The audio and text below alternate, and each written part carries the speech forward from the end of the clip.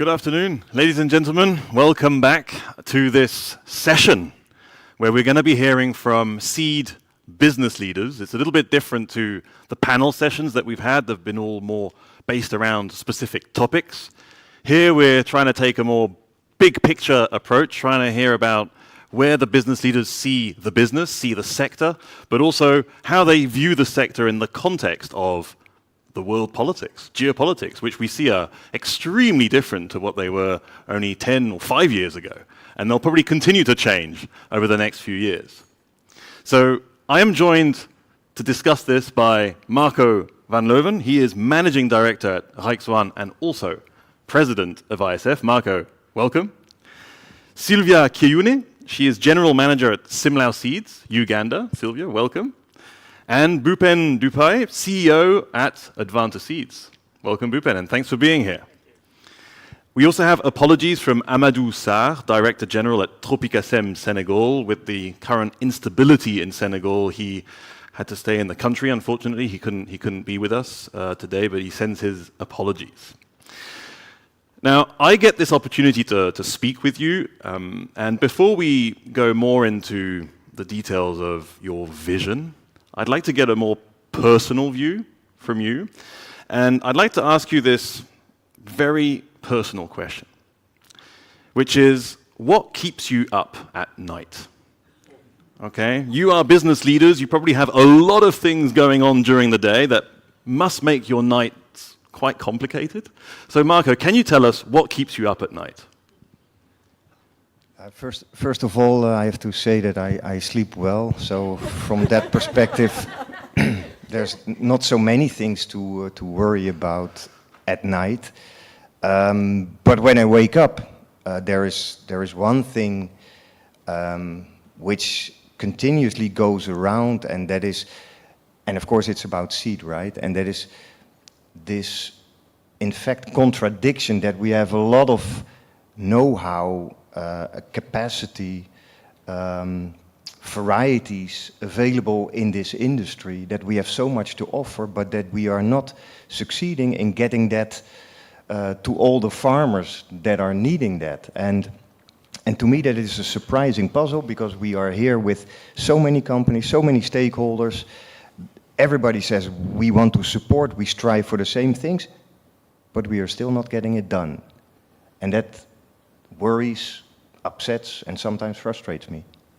Okay, maybe we can go a little bit deeper there. Not to make this a sort of a psychological session, but we'll need to go a bit deeper on that one. Sylvia, what keeps you up at night, if anything? Well, unlike my neighbor here, I actually don't sleep. He's fortunate. First of all, I come from sub-Saharan Africa, and it's characterized by very low productivity.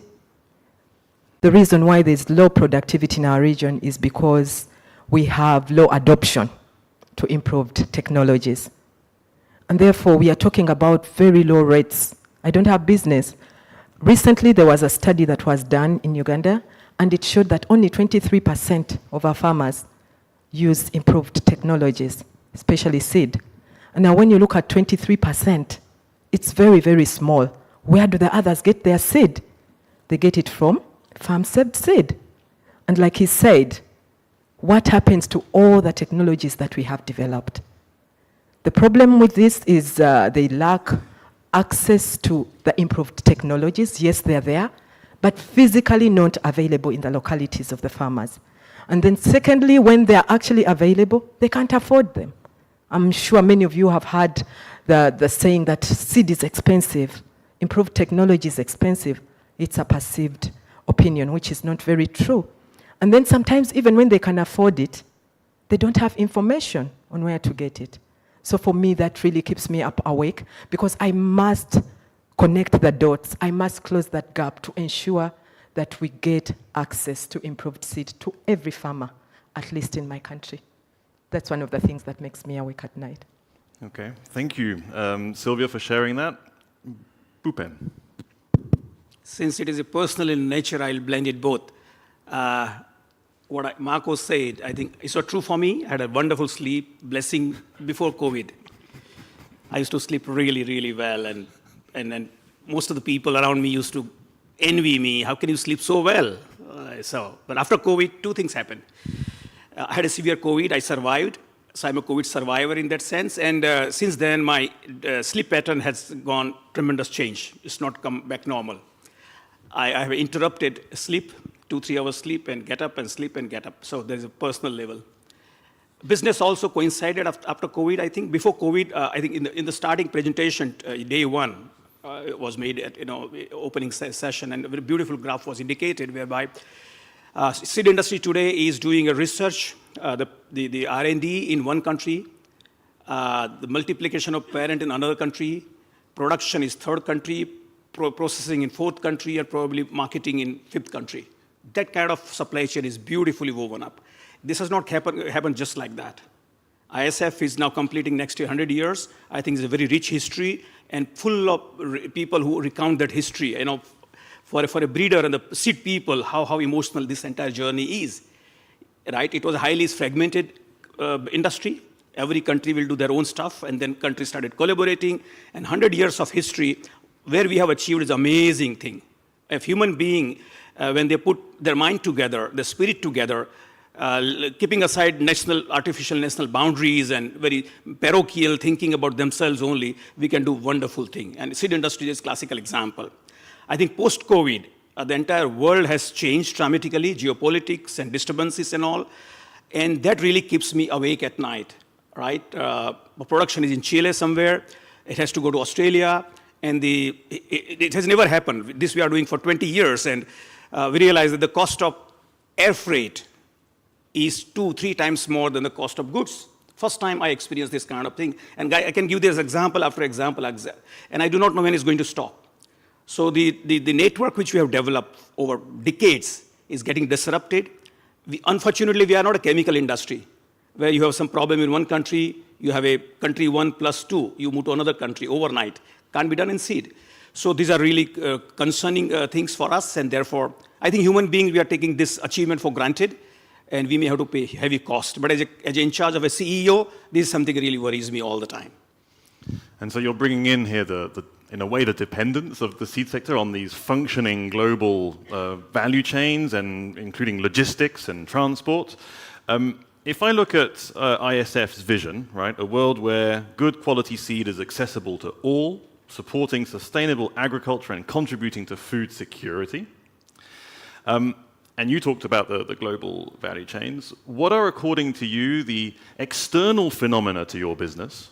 Okay, I'm not talking about the specifics of the seed, but rather the external phenomena to your business that are affecting your capacity to deliver on this vision. Marco.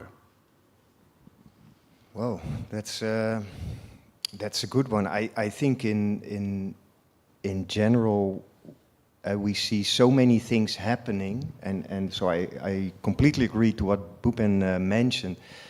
And this lunch we had a meeting with the senior counselor of WTO involved in seed trade, and we spoke about the fact that the world gets more and more fragmented, and that instead of what we were thinking 10, 15 years ago, that the world was flat and that things, people, goods could move all over the world, that these things now have changed. And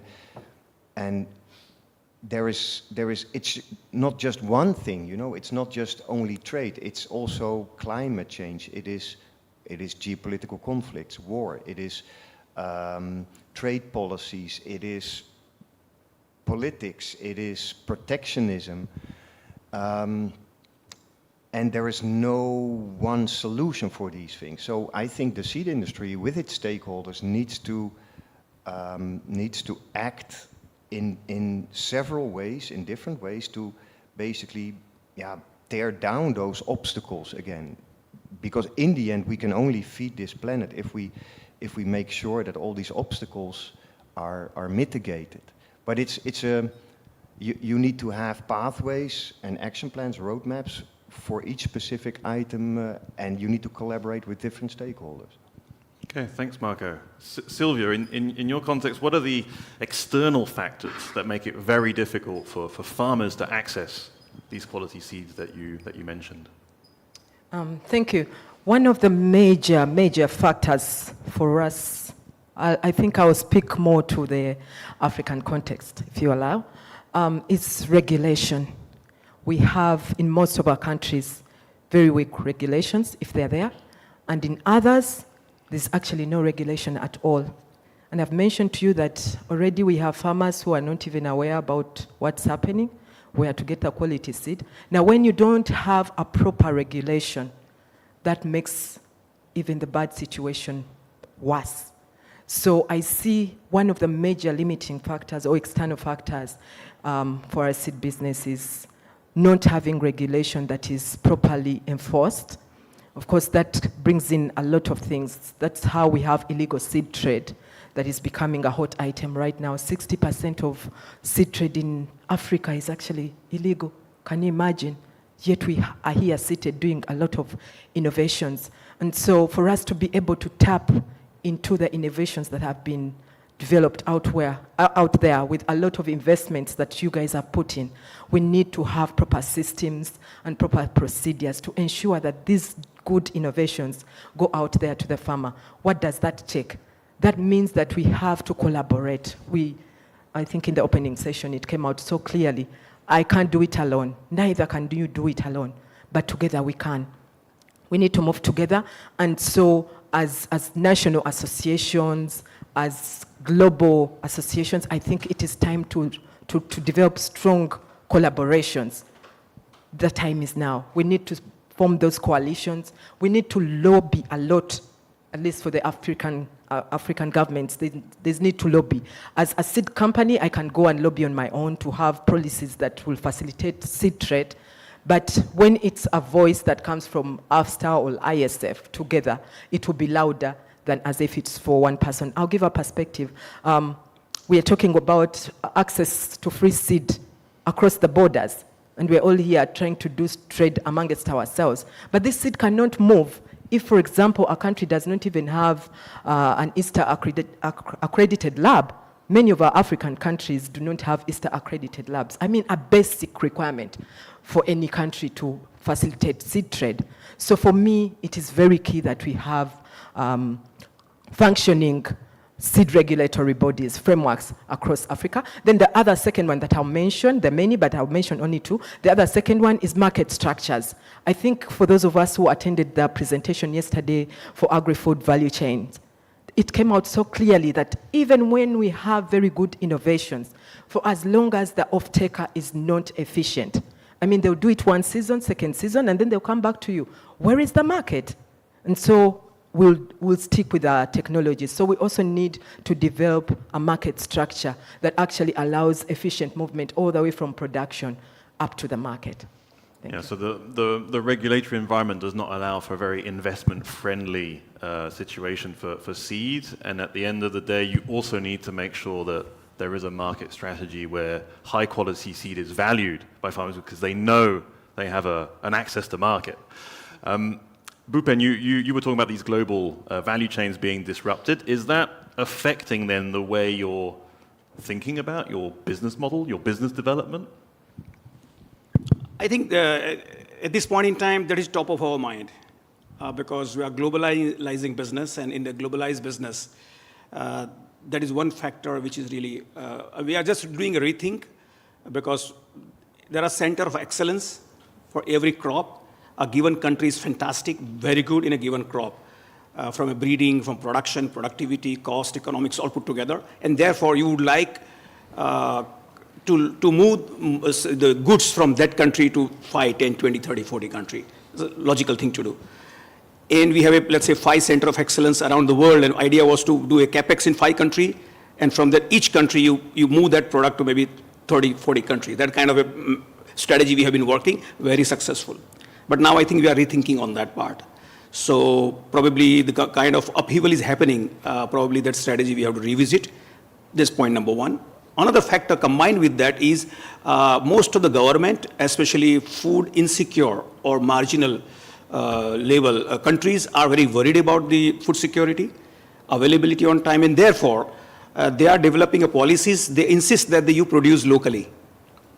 right? So that is okay for so far as that given country's size, economics, makes sense equation. Sometimes it does not make sense. They're just simply copying other countries' policy. Okay, we produce here.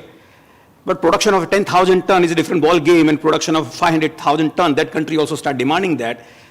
Then you have to make an economic call whether you want to serve that country or not serve that country. You don't want to do that, but the other hard choices. So another challenge we are facing. I think man-made challenges are many, and that can be solved with the cooperation. But the way human capacity is very good for adapting the surrounding, the stupidity also endless. So I think we are in that phase. And those kind of things can really cause a lot of disruption and a lot of pain, which there is a phrase called unknown, we do not know. And therefore, every morning you get up and say, what is unknown coming up on the radar? How do we deal with it? And that is the kind of situation we are facing right now. Climate change, I think, we have dealt millennia ago, 2 millennia ago. I think we will deal with that. 3 reasons. Science, technology, tremendous power it has given to us. We are not even deploying it fully. If you take corn, there are countries in the farm, corn is grown 1 ton per hectare, and there are countries corn is grown 11, 12 ton per hectare, going up to 15 ton per hectare. What is a commonsensical thing to do? You don't have to reinvent the wheel. The country we've moved from 1 ton to 11 ton, just pick up the knowledge, transmit it, right? And that is very easy thing, it's not a big deal, but they require cooperation. Right? Uniform mind is a logical mind. So to my mind, it's doable. Science, technology allows. Human ingenuity allows. But there's no cure for the human stupidity, which we are entering in that era right now. Okay. Pause, and then we continue. Marco, you started with the notion that you were struggling with this idea that you're not able to access all farmers with quality seed. And I want to go back now to a more introspective part where we're not so much looking at the external factors, but we're also looking at the internal factors driving the business of the seed sector. Is it even possible for the seed sector to really deliver on that promise that all farmers will access seed? Because isn't there surely within the seed sector an idea that you are actually targeting certain types of farmers first and foremost that actually have the ability to access the seed that you are putting on the market? Yeah, I think what you need to understand is that the seed sector comprises, let's say, if we look at the ISF membership, comprises 7,500 companies or more. That's one thing. And if we talk about the seed sector, then we also talk about our partners in the seed sector, like CGIR. And they also fulfill a role in the ecosystem, basically, to get seeds to farmers. From a company perspective, what you see, and I think many companies are doing it in this way, we look at farmers groups, and we consider what we can do to add value for them, right? And if then there is sufficient potential for value creation, we will deliver our seeds and our services, let's say our information to get the maximum return from the varieties that we deliver. We bring those seeds to those specific farmer groups. So we as a company, we are not only delivering the high-tech farmers, the most expensive seeds that we have. There is a whole range of different target groups that we serve, and fair is fair until a moment that basically the sales price gets under our cost price or under our profitability margins. And then for economical reasons we say we cannot go there. And there might still be quite some farmers out there that are then basically not served, right? And if we then say leaving no one behind, then we have to talk about that specific part of seed systems. And this is where CGIR and farmers themselves come into play and can and should be able to develop sufficient quality seed for their purposes.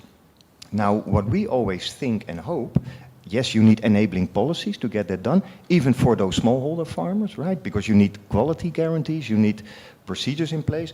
We hope that from this group of smallholder farmers, that there are farmers basically stepping into more advanced technology cultivation, and that gradually we can basically create more and more added value, and that will basically also boost the investment for companies that are active in those markets. So I would say the aim is to develop smallholder farmers from where they are to I would say a better situation where we can create more added value to them. If this happens, then the private sector will move in the other direction to breed better varieties for those target groups. And we are not there yet, but this is basically how I see it from that perspective. So the seed sector is not only one company or two companies, but it's many, and there are stakeholders and other contributors that can make this happen.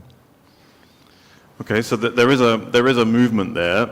Sylvia, in your context, do you see the private seed sector as actually being able to deliver to all farmers, or is there a role for other types of organizations to supply farmers with seed as well, those that are not able to access the higher quality ones?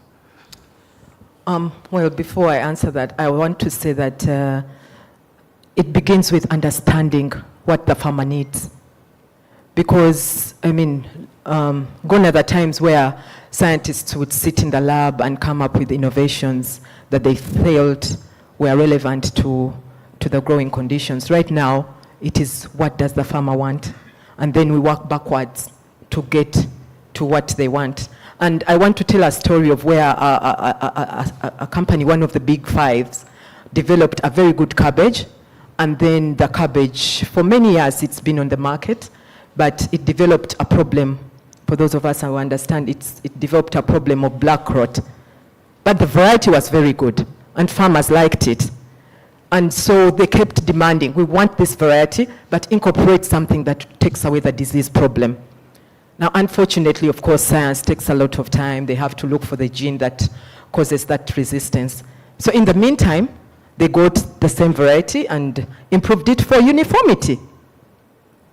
And they brought back a new variety, same variety, but new with incorporation of uniformity in this variety. And it's put on the market.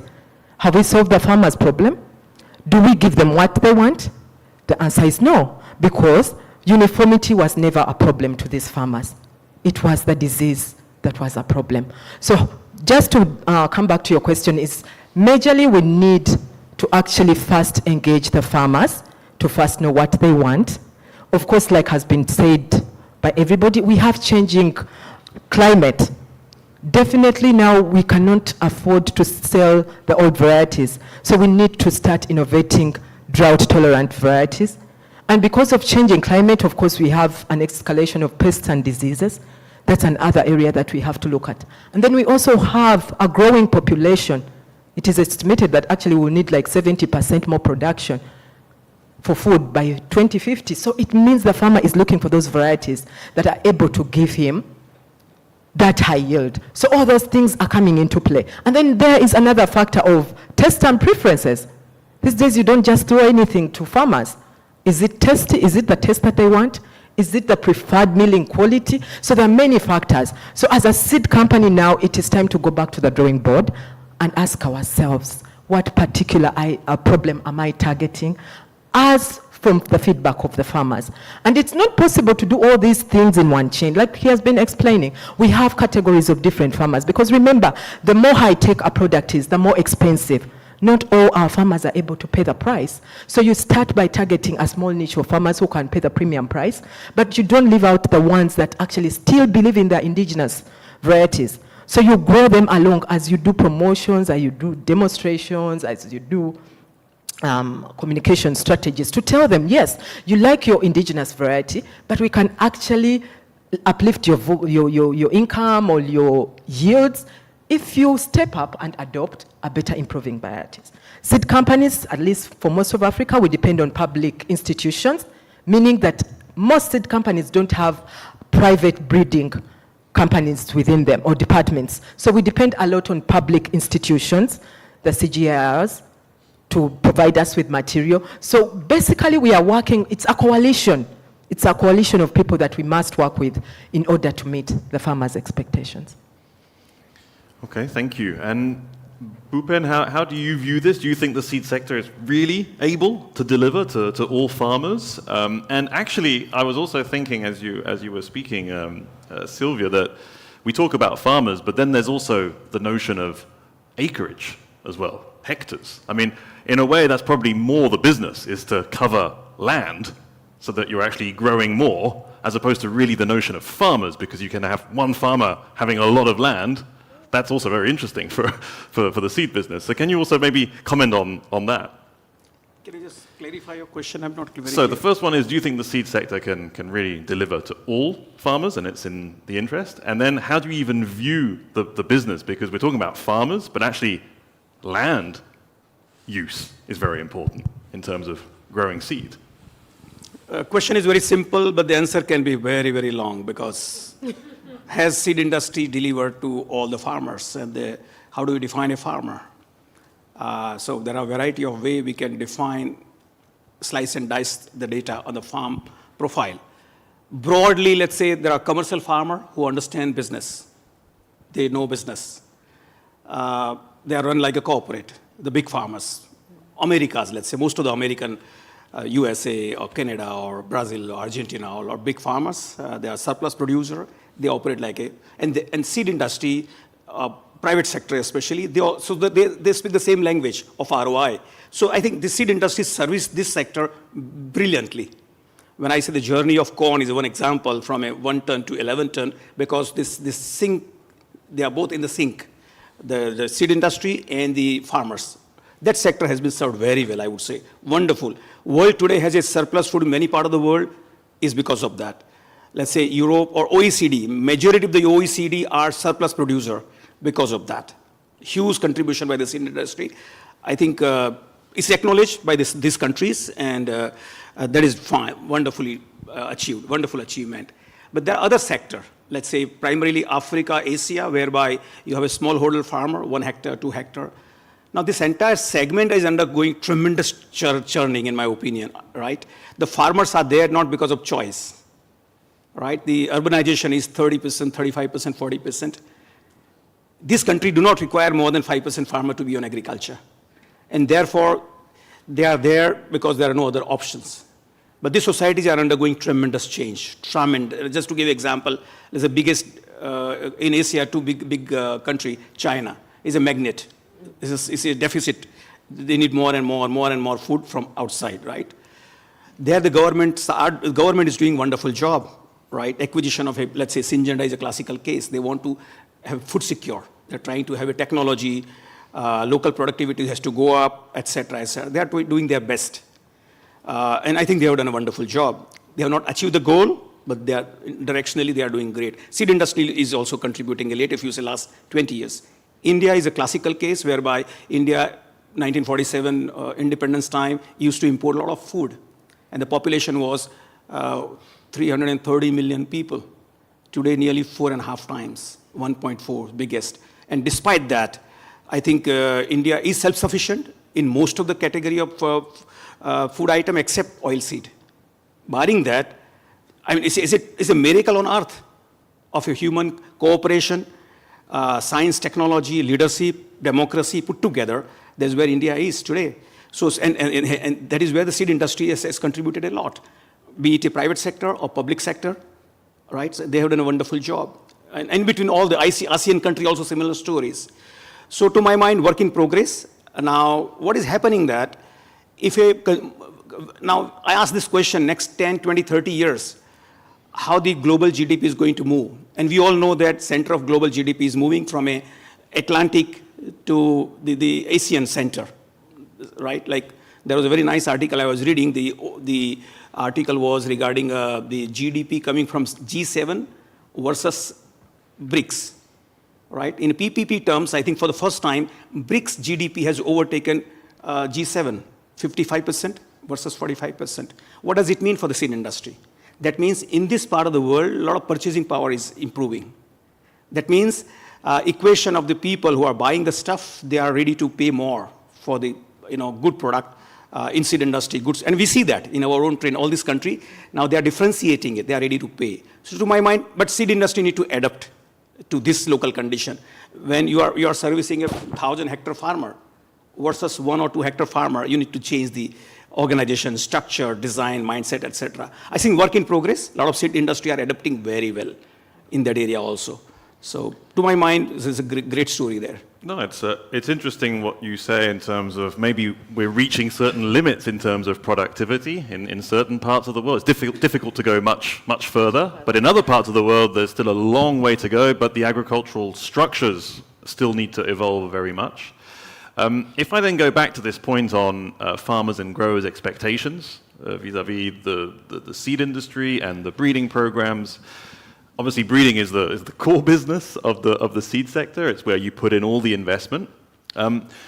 Would you say, Marco, that maybe there is a tendency to move away from core grower expectations, core farmer expectations, and to integrate more elements related to the end markets into the breeding programs? I mean, you're also in the vegetable sector. Maybe that's even more pronounced because it's all about the look and feel and taste of the final products on the shelves in the supermarkets.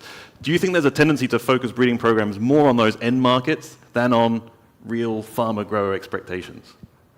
The short answer is yes.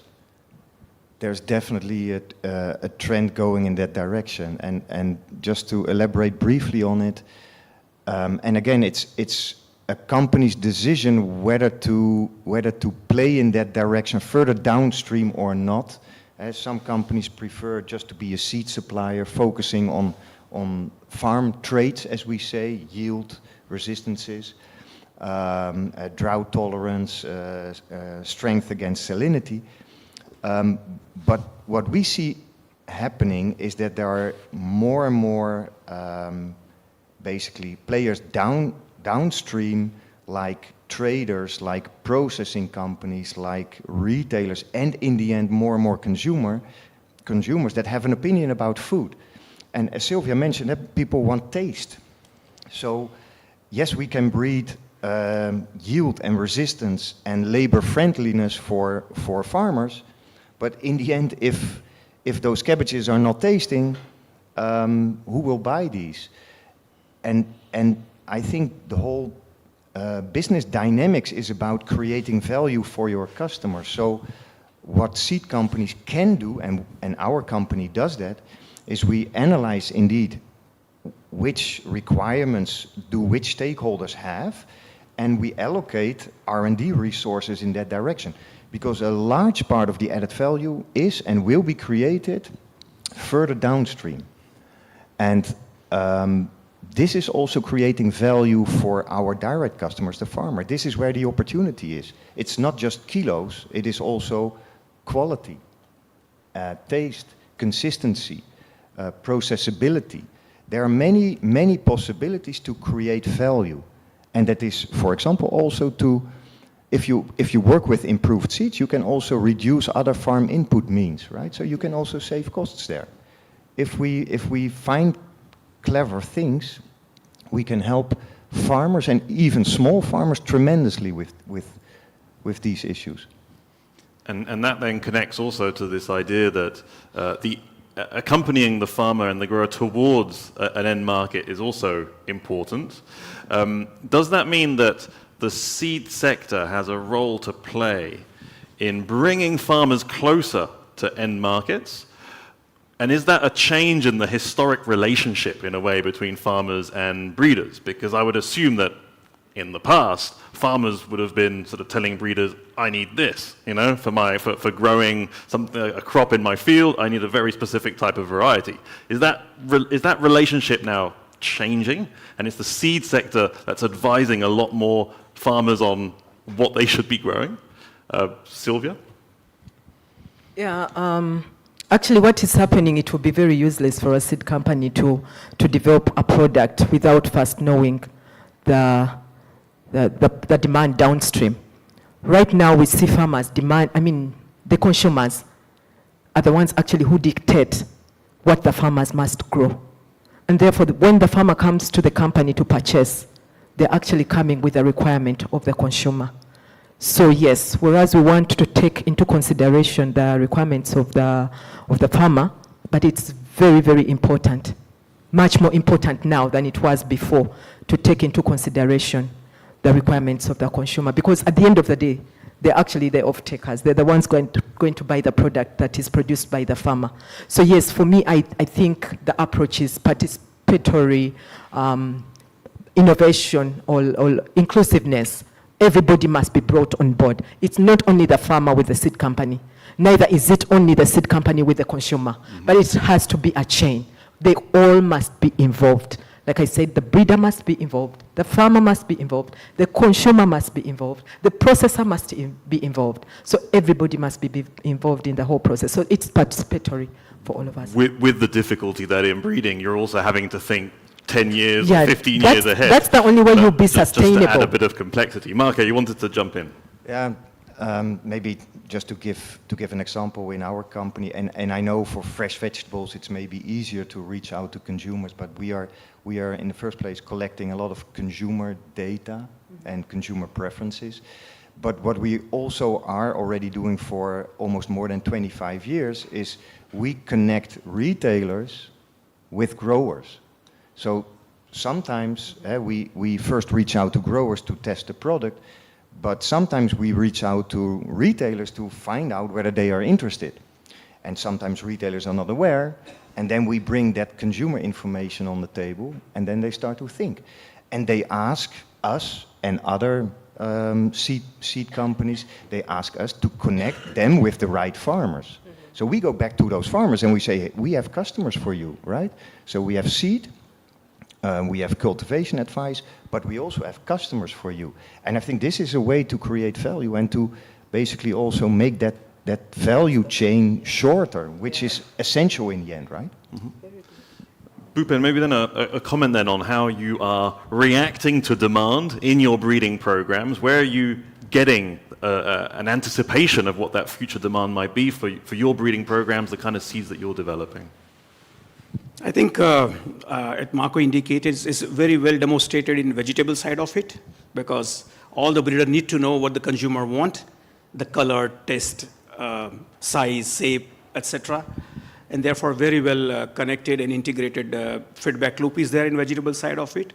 Not so much into the field crop, but what we are attempting right now, as we speak today, right now, this week, there is a global sorghum conference happening in France right now. And we are one of the key sponsors there because we are a key sorghum player. And my idea is that our entire marketing team is there, breeders are there, put together, and they are collecting a lot of feedback from the consumers there. With a lot of interest in Europe we find in sorghum because of multiple reasons. We never invested $1 in Europe on this area, but we realize that Europe is now waking up to sorghum benefits. And so consumers are coming in, like for example, sorghum can be planted in a marginal land, right, where the corn is now too much of monocropping. You can go there. Consumer point of view is a crop which is a gluten-free, right? Now that is a big deal in many parts of the world. So now they are saying that can we increase the protein content? Like today morning message has come in. Some of the people they're asking that the current level of 8-9% protein, can we make it to 12 to 15% protein? There's a wish list for the breeder, for example. Can we make a grain a little bigger? Can we increase the palatability, digestibility? All the list we have prepared now. So they are all feedback happening right now, live right now, 1 week. All those things will go to the breeder list, target. And how do we really design plan for 5 years, 10 years down the line and put $1 in research in these areas. So I think, and of course, technology is helping a lot in terms of collecting the data, crunching it, analyzing it, developing insight, and move faster in that area. So it's a lot of interesting work happening there on the field crop side also. Okay, thank you. I'd like to now take you into a slightly different topic, but I think it's the first year that ISF have these little green badges, right? Under 40s. Yeah. And Because of the discrimination, I stopped wearing actually. The moment I learn about it, I put it here inside. No, I kept it for a purpose. No, and I've been speaking to some of the people wearing a green badge, and I think maybe it would be quite interesting for you to speak to some of the people here in the Congress, or indeed following online, who could have had green badges. But for two reasons: the youth, but also in terms of human resources and workforce. I'd like to get a sense from you on where you see some of the challenges in terms of workforce, in terms of competences that you will need to, build the business of the future, and if you see any gaps or issues there. And the second thing is, these people will be sitting where you are now in, 10, 20 years or so. What would you expect of them? Okay, so two questions: the human resources and the competences that you feel might be lacking, and what you expect of young leaders. So, Marco. Answering your first question, labor is scarce and will become even more scarce, not only for our company, but for the whole agricultural industry. And this is something we need to bear in mind. First and foremost, who is going to produce the food? Who is going to work on the land? Who is going to sow, to plant, to harvest, to process the food? We need to think about that, because in the countries where you do not expect this to happen, there is already a lack of labor. And growers have to downsize their operations with 20, 30, 40% just because there is no labor, right? And that will bring food prices up. So that is a question. And then there might be different ways to produce different food, which might be unhealthier. So that is an issue that the breeding industry also needs to address in the first place. Now, if you look at our company, labor also becomes scarce, and you might find that surprising, but it is mainly related to the labor that we need on the fields, in the greenhouses, people that have green fingers and that like to work on farms. These people get scarce. So this is, I would say, a big struggle for us to get those people in. We see the farming population graying, so is that part of our group of employees.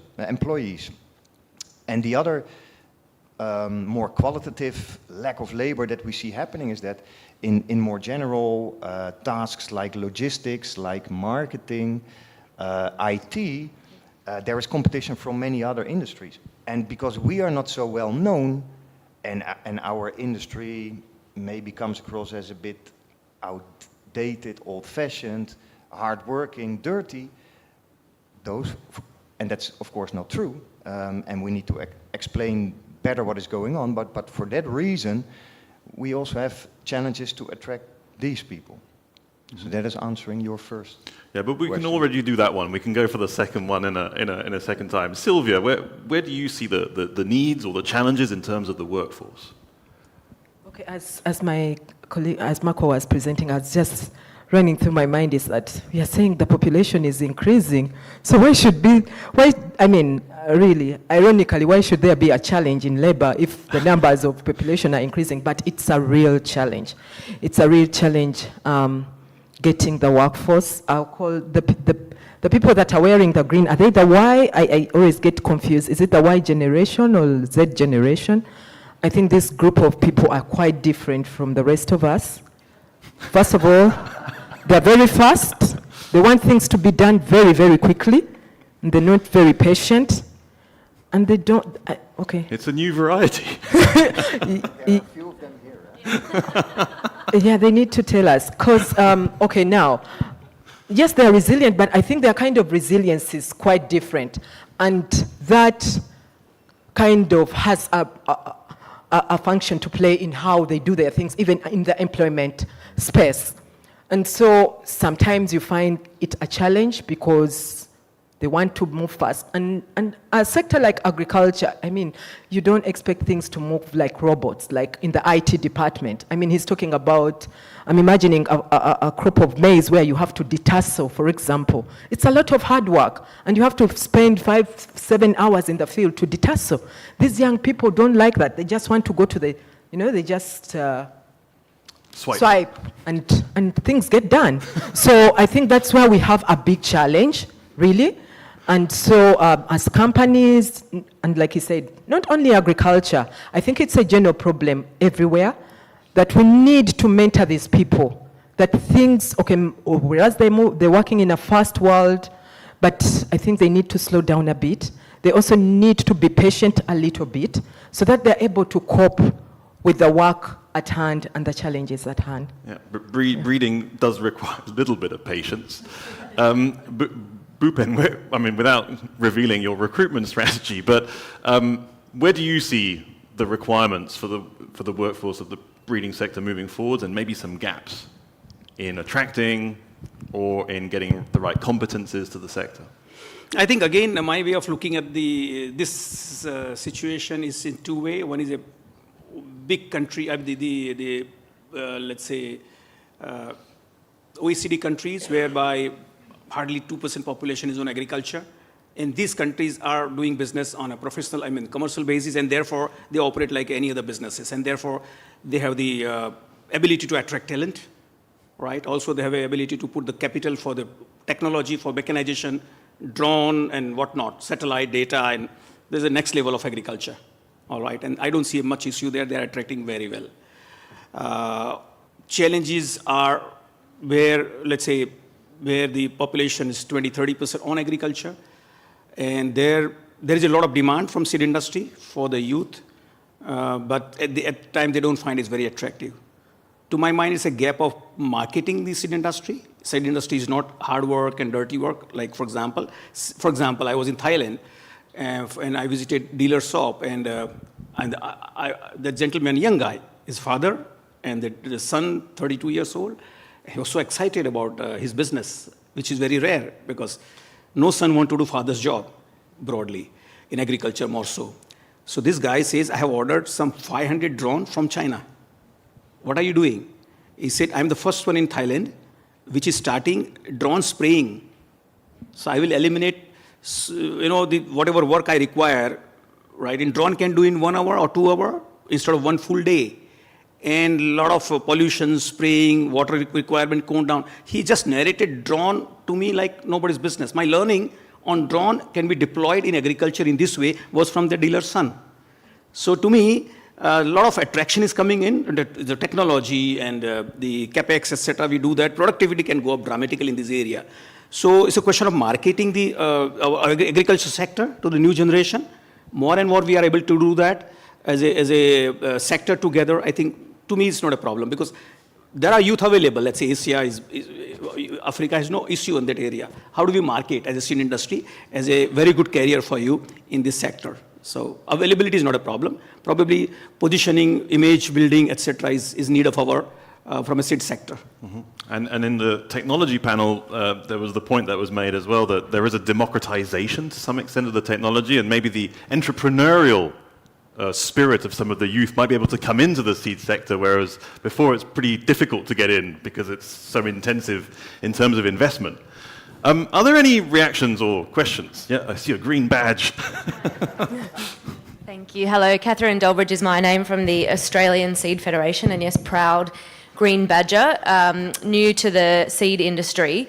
First World Seed Congress, and so for me, I've spent 4 days pre-Congress in the ISF working groups with a number of other Australian members working at the regulatory and perhaps high end of the seed industry, and then have really enjoyed also catching up with the members who are here for the trading floor, and have really enjoyed watching that buzz. But can't help but feel that there's quite a disconnect between what happens in the minds of the people working at the regulatory level, and then perhaps the salespeople who are just getting on with it and not really even thinking too much through the problems at the regulatory level. And yeah, keen for your thoughts on how you bridge that gap between your people within your own businesses. But then, Marco, you might also have an interesting comment on that as in your role as president in ISF. Okay, thank you. Marco? Yeah, thanks, Catherine, for your question, and it's good to have you here.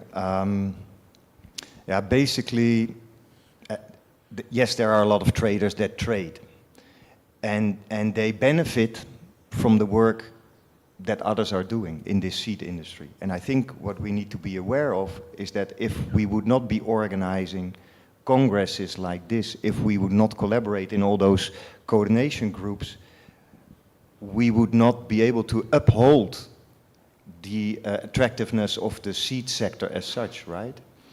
So we are discussing and negotiating to get better enabling policies, to get things done, to avoid certain new regulations, to improve these, to facilitate international movement of seeds. And yes, there are companies benefiting from that.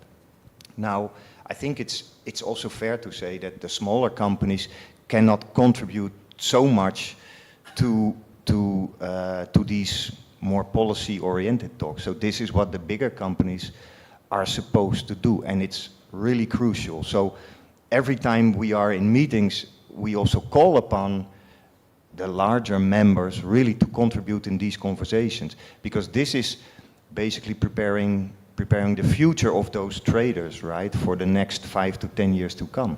And maybe we need to make people more aware of this, because a free lunch does not exist. This is not flying by itself, this whole thing. It is crucial that we meet and talk and improve. Is there maybe another comment just on this information flow within the sector, but also maybe within companies?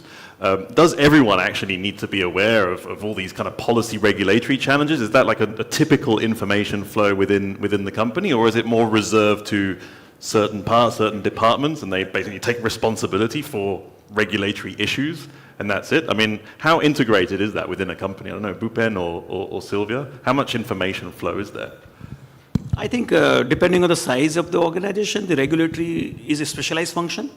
So, like for example, we have a team who are engaged in this area massively in many countries. So they disseminate, they collaborate, they work, they develop a position papers, right, and then persuade the government, key decision makers. So there's an ongoing process all the time. Yep. Okay, do we have other question, comment? I would like then to just finish with two things. Okay, the first one is back to my second question of before. So it's the message to those green badgers who will be, at one point, you know, the leaders of the seed sector, you know. So maybe just like a recommendation or a wish that you would like to say to them. Can we start with that one, actually? Sylvia, maybe first. Just come again with the question. A recommendation to the young people today who will be the leaders of the seed sector tomorrow. What would you like them to achieve? Yeah, first of all, I'm here because I'm passionate about what I do. I entered this sector when I was very young, but I was very passionate. And especially during COVID, I realized we can't be in a better space than in agriculture. I mean, I'm sure it happened in your countries as well, where everybody else was locked down, but we were essential. And for me, that made me proud to be on the road going to serve my farmers, where everybody else was down and closed in. So we are in the right sector by all means, and we are the ones actually feeding the world. So the message that I want to give to the young people is just stick there, stay focused, work hard, and be committed. Okay. Be committed. Thank you. Yeah, please. Thank you. Bhupen. I think I can respond in two ways, because when you say young and under 40, I feel offended because I don't have a green color. You are discriminating. It's good that meeting is not in Australia. Australia, it become a case of ageism, right? My HR guy director in Australia say that don't ask an interview anybody's age. So what you are doing, you are lucky you are in Cape Town. So I'm offended. On a serious note, I think young people, what is the message? When I visualize my first encounter with my son, who is 34 now, and the father and parent has this tendency of advising, messaging all the time. And one fine day he got fed up. He said, Dad, you keep saying that. First of all, I don't know why you are working so hard, so long. No need, we have enough now. And you are a different generation. Not necessary that you work hard and have a great career, not necessary. And that was the first point of difference of value system between me and my son. And then I understood the meaning of generation gap. I never understood till that time. All right. On a serious note, I think the way medical profession is in the world today, who can go to the medical profession? The people who have a real live heart for doing what they are doing it. Otherwise, very difficult to be a medical practitioner, doctor, all right? Likewise, people who are coming in a food industry, seed industry part of it, if heart is in right place, that of course I am here to make my career, make my life, family better, living standard, but at the same time I want to serve the humanity, right? I think that is extremely important aspect of a business. So those who have it is a wonderful career. And of course, agriculture by definition is a hard work because agriculture unfortunately doesn't move as per the calendar of Monday to Sunday. Right? Agriculture has a rhythm of its own, season. There's a planting time. Unfortunately, if it is on Sunday, you have to go. Right? So these are the different cycle, right? So I read some article and say beautiful way and really connects. I have another issue at my home, right? He said, you are working Sunday also, why are you taking call? And I said, listen, now my trucks are moving in, there's some problem here and there, farmers don't wait. One day movement, delay is a huge loss. So I have to be part of it. So how do we, now family is urbanized, so they have the concept of Monday to Sunday and there's holidays and work and life balance, all those things. But in our case, it doesn't work. So it's like there's a two world, technosphere, world of technosphere and world of nature. Technosphere moves as per the technicalities, schedules and calendar plan, etc. But world of nature has own season and rhythm. So I think that's extremely important to understand that those who are coming in this sector, our cycle starts with the seed movement, life starts, right? So there are the nuances of it. And also you have a different view. You are in the nature, you are in the field, and you are in offices, you are in an urban center. So it's a fascinating world, not a very calendarized world, not a very scheduled world, but fascinating world. So if you are for the adventure, noble cause, if you are really, excite you beyond your salaries and position, etc., it's a lovely place to be in. So the seed sector is the best antidote against the virtual worlds. That's true. Okay, Marco, your message to the leaders of tomorrow in the seed sector. Yeah, so I agree to what Sylvia and Bhupen mentioned. So this is what we preferably expect from that young generation. But before we are there, I would like to hear what they want and what they think, and especially how they think. I think we just need to better understand, and we need to learn from that, because then it might be easier also to cross that bridges. We should not be speaking about them, we should be speaking with them, or they should speak also to us. And I think also here the Congress should become really a platform where this is happening every day. So why don't we have a few, except for you then, green badges here on the stage? And have a debate and a discussion together, because sometimes we don't understand them. But but I tell you, they think twice as fast, completely different, and they will be able to solve problems and complexities that we are not able of. Okay, brilliant. And then the last one, really unfair, and you're only going to have two choices. Well, actually, one you're going to need to choose. So we need to get quality seed and choice to farmers and growers around the world, right? That's the objective. How are we going to do that? Is it going to be in the lab or outside of the lab? Okay, you only have one choice. In the lab or outside of the lab, Bhupen? In the lab. In the lab. Sylvia? Both. Marco? Political answer or personal answer? I don't know, the first one that comes. I would say outside of the lab, because it's still live. Brilliant. A warm round of applause for our three panelists. It was an intense discussion, but you really carried it. Thank you so much, and thanks to everyone for all your great attendance. Thank you.